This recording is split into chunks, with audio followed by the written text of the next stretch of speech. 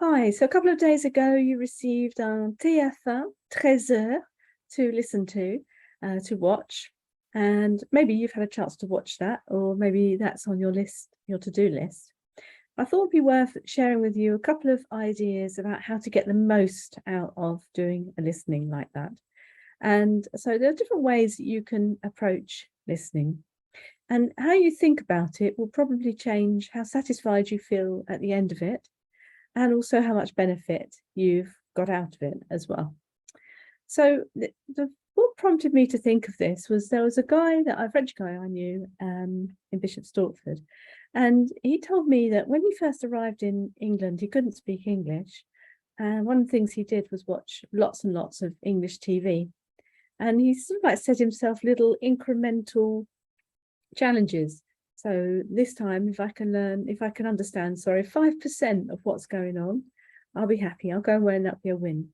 And, maybe a couple of months later, or maybe a couple of weeks, I don't know what the time scale was, but let's say a couple of months later, 10%, and so on and so forth. And then probably, like most things, you're probably quite happy when you got between 60 and 80%. You probably didn't bother measuring it anymore because it was good enough. So that might be something that you set yourself as a target. Is don't set yourself a target that's right up here. And obviously it will change depending on how complicated the thing is that you're listening to. So if you're listening to a film or watching a film, that's probably the most difficult thing to watch of all. So your expectation would be lower. But if you're watching something like, if you watch lots of TF1 13 and you're starting to get comfortable with the format, then you might set your target a little bit higher at between, I don't know, depends on where you are in your French learning journey and how much listening you've done. There's also some other things you could think about. So that's thinking about, setting an expectation if you're listening for gist. But I do all sorts of types of listening, and I don't just listen for gist. But if you're listening for gist, you're listening for understanding. But if you want to do something else, what could you do? Well, put understanding to one side. You could listen out for keywords. You could listen out for masculine and feminine, or how things are being pronounced, the intonation, words that you do know, words that you don't know. So you could set yourself a task of sort of like spotting different things that are going on in the dialogue. If you do that, then don't expect to be able to fully understand what's happening as well, because the two things, that's a bit of a tall order on yourself, I would say. So I'd say first thing is decide how you want to listen and what you're listening out for, and set your expectation, and you'll get your satisfaction based on whatever it is you set yourself as a task. The second thing I'd say is are you listening? When you're listening, are you trying to translate everything? Because translations, which is effectively, if you're listening and you're trying to do translation, that's simultaneous translation at the same time as listening.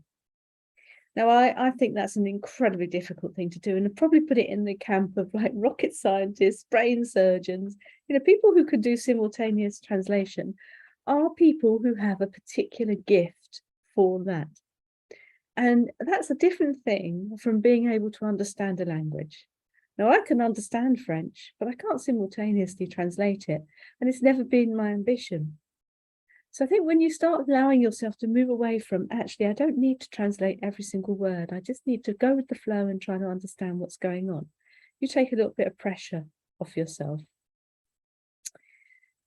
And there's a thing that's been researched where if you listen to something 3 times, and this is definitely borne out in when I do listening exercises with people, with you in my classes, if you listen to something 3 times, something occurs in your brain and you actually manage to understand it better. And this apparently has been worked out in some kind of experiment where even sounds, that repetitive sounds, our brain imposes some kind of order on them and starts to understand what they signify. So you can look that up in more detail. I've just touched on something that I read some time ago there, but it's worth considering, isn't it? That why not allow yourself just to listen to something multiple times, not translate it, and see what you grasp from it. And remember, are you trying to grasp the understanding, or are you trying to pick out individual words? Picking out individual words in some ways is more difficult because words don't present themselves, do they, individually in conversation when we're speaking. They don't, not like on a page. On a page, they're all individually separated, and that's all nice and easy because we can definitely see one ends and one begins. But when we speak, that doesn't happen, and it's equally true in English as it is in French. So if you are picking out words, then you are actually being able to pick out some sort of like notes, I suppose, from the overall music. So you can congratulate yourself for being able to do that. Are you looking forwards or do you look backwards when you listen? Because if you're translating, which I know you're not going to do, but someone who's trying to translate is probably constantly hanging on to a word, hesitating. The brain is trying to work out what it means, and they're looking backwards. And no conversation ever worked, did it ever, with looking backwards? In fact, if you think about how we speak in English, we're always looking forwards. And most of the time we're trying to anticipate, what is that person going to say next? And that's why we finish each other's sentences. So if you're looking forwards, you're anticipating, and you just have to drop things that you don't know. But if you're doing that in English, you definitely need to be doing that in French as well. Difficult thing to do because it kind of sort of like means you have to move out of your comfort zone of like, I need to understand what each and every single word means. But it's a live thing, isn't it? And once it's gone, you know, so you can't I mean, you can replay it, yes, of course, if you're listening to a TFM, but in a real life situation, you couldn't do that. So you just have to carry on and maybe ask some follow-up questions to clarify. So we talked a lot about gist. Let me just talk again about spotting those things that you could listen out for. And this would be a different task from learning listening for gist. So spotting, I think it's really useful way to increase your vocabulary and to improve all areas of the language. So you could listen out for grammatical points. You could like tense, for example. You could listen out for certain vocabulary. When I listen out for vocabulary, I like to listen carefully to whether it's masculine or feminine, because I'm always wanting to check that, because you know the rules are really nebulous around masculine and feminine, which means I'm increasingly getting it more and more accurate. You could listen for words that you do know and then see if they perform in a sentence as you expected, or words that you don't know and then get curious and try and look them up. All sorts of different things you can do.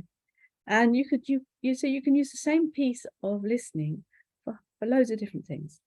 Or you could just sit back and relax and just enjoy the sound of the French and just attune your ear to French and leave it at that and watch the images.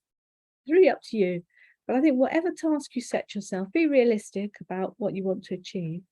Be clear about it so that when you come to the end of whatever listening task you're doing, you actually feel some satisfaction for the investment you did, and you can notice a little bit of progress, and you can pat yourself on the back for that.